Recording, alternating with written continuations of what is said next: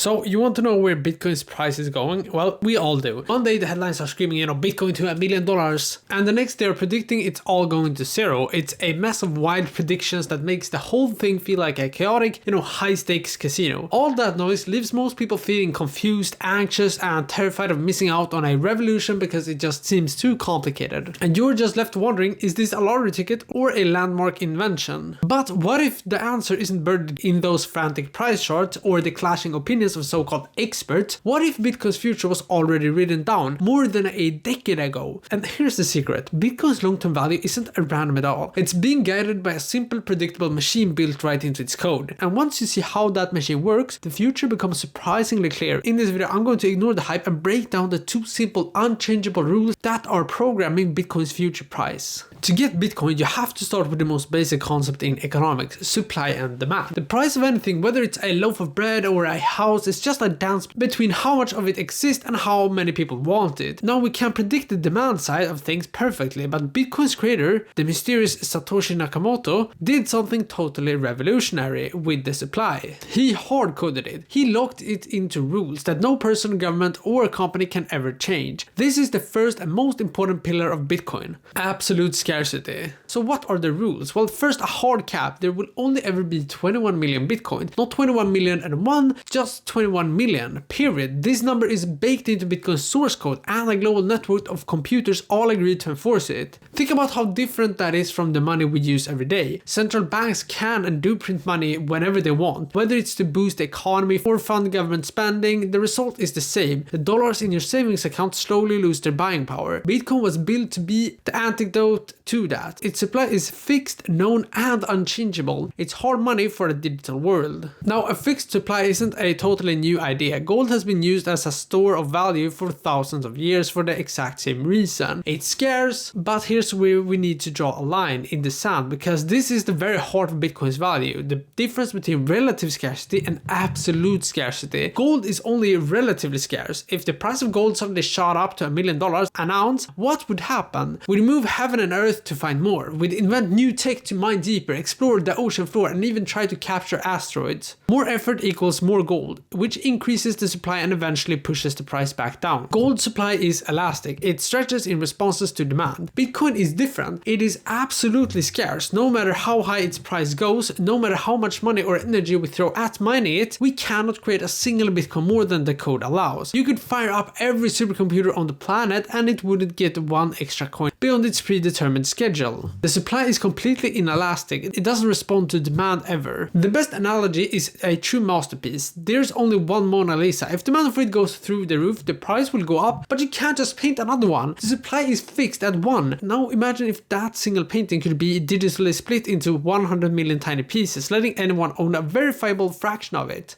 That's what Satoshi created: a digital masterpiece with a fixed, divisible, and provable supply. This idea of programmable scarcity was a monumental breakthrough. Before Bitcoin, anything digital could be copied endlessly. Bitcoin solved this double spend problem, creating the world's first ever truly scarce digital object. So we've got a fixed cap of 21 billion coins, but that's only half the story. The other half is how those coins actually enter the world. And this is where the programming gets even more elegant. Satoshi didn't just cap the supply, he also designed the exact rate at which new Bitcoins are created. It's all governed by a beautiful clockwork-like mechanism called the halving. New Bitcoins are created as a reward for miners, the people running powerful computers that validate transactions and secure the network. For doing this work, they get a reward of brand new Bitcoin, called the block subsidy. When Bitcoin started in 2009, the reward was 50 Bitcoin, but Satoshi built a rule right into the code. Approximately every 4 years, or every 210,000 blocks to be exact, that reward gets cut in half. This event is the halving. It's a programmed supply shock. Let's just look at the history. In November 2012, the first halving slashed the reward from 50 Bitcoin to 25 Bitcoin. In July 2016, the second halving cut it down to 12.5 Bitcoin. In May 2020, the third one took it down to 6.25 Bitcoin. And most recently, in April 2024, the fourth halving dropped the reward to just 3.125 Bitcoin. Each halving systematically crushes Bitcoin's inflation rate. It's like a gold rush suddenly yielding 50% less gold overnight, forever. The flow of new coins gets choked off by the the code, making the existing coins that much more scarce. This will keep happening every 4 years to the year 2140, when the last fraction of Bitcoin is mined and the supply hits a permanent 21 million ceiling. Historically, these halving have been followed by massive price rallies. Now, past performance is no guarantee of future results, but the pattern is tough to ignore. The 2012 halving saw the price jump from about $12 to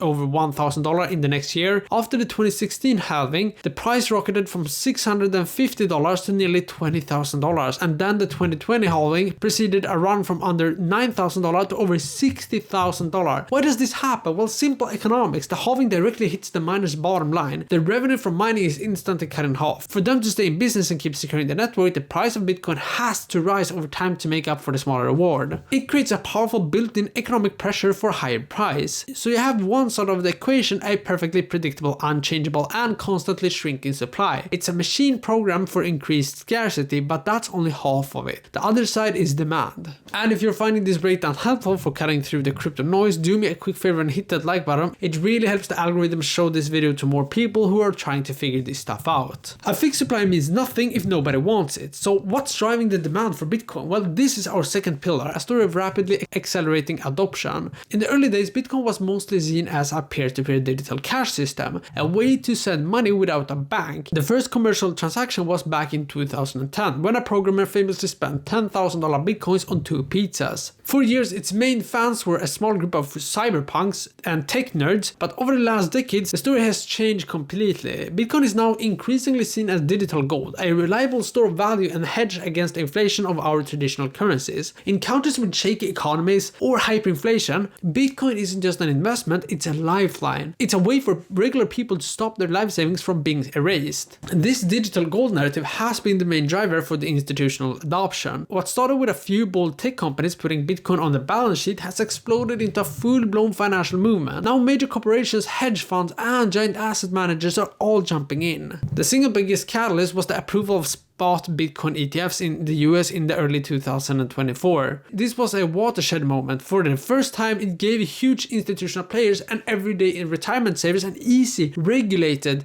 way to get exposure to Bitcoin. The floodgates blew open. Financial titans like BlackRock and Fidelity launched their own Bitcoin ETFs, which quickly became some of the most successful ETF launches in history. This has completely changed the demand side of the equation. We're not just talking about hobbyists anymore, we're talking about pension funds, university, endowments, and even governments potentially putting a tiny slice of their trillions of dollars into Bitcoin. But the demand isn't just about digital gold. The Bitcoin's network itself is becoming more useful. The Lightning Network, a technology built on top of Bitcoin, is making transactions super fast and incredibly cheap, bringing back that original vision of Bitcoin as a global payment system. And at the same time, new innovations are allowing for more complex things to be built on Bitcoin, from digital art to smarter contracts. So let's put the two pillars together. On one hand, you have a supply that is absolutely scarce, with the rate of new coins programmatically cut in half every 4 years like a clockwork. On the other hand, you have demand that is growing at a breakneck pace. For instance, some estimates suggest crypto ownership among American adults is climbing toward 30%, a figure that has skyrocketed in just a few years. Institutional money is pouring in and the network is getting more useful every day. What happens when a fixed shrinking supply meets a dynamic, rapidly growing demand? The only thing that can give is the price.